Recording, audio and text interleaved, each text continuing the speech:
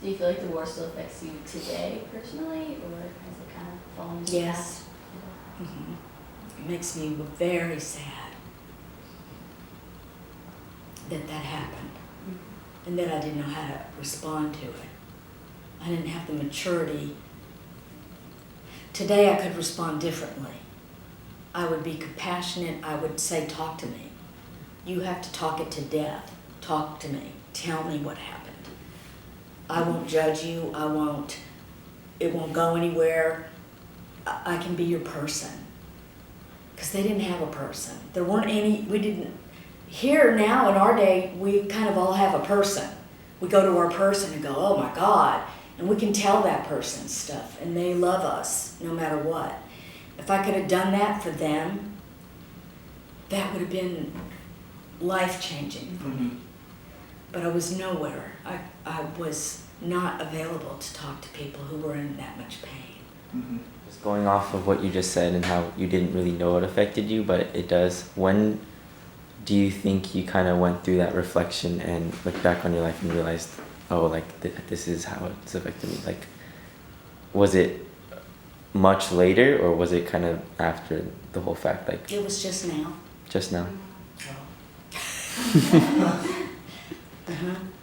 Because now I know. I mean, I'm an addiction treatment specialist. I do counseling and therapeutic interventions, and I know how to help people. I didn't know how to help people. Yeah. I needed help. I was an addict, a practicing addict. Now I'm a recovering addict. But who knew? But if I could go back with what I know now, I could have formed support groups. I could have gotten everybody together.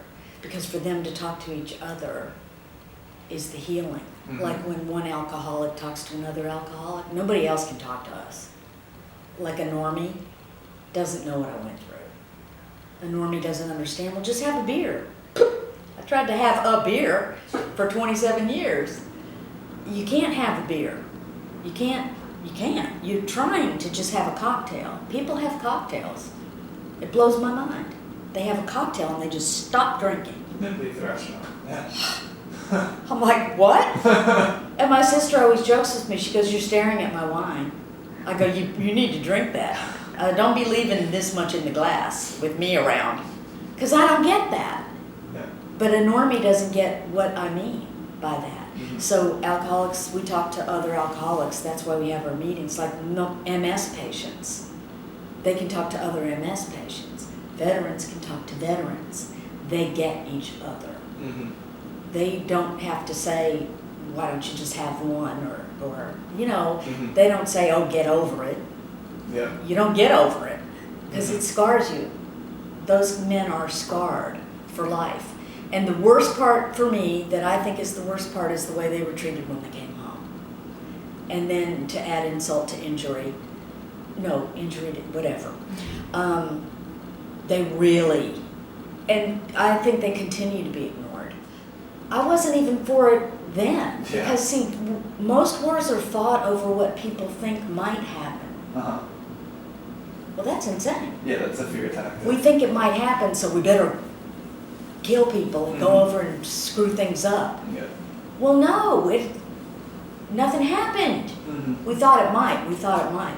That's not a good reason. I think a lot of things might happen, but I'm going outside Yeah. anyway. Yeah. It's hard to know what we need to stop and what we don't need to stop, and who do we think we are anyway? I mean, in a way, we're sort of bullies. Y'all aren't behaving the way we need you to, we're coming over. Whoa, nobody asked us to come. Totally agree. And then we screw things up for the people. And then we leave.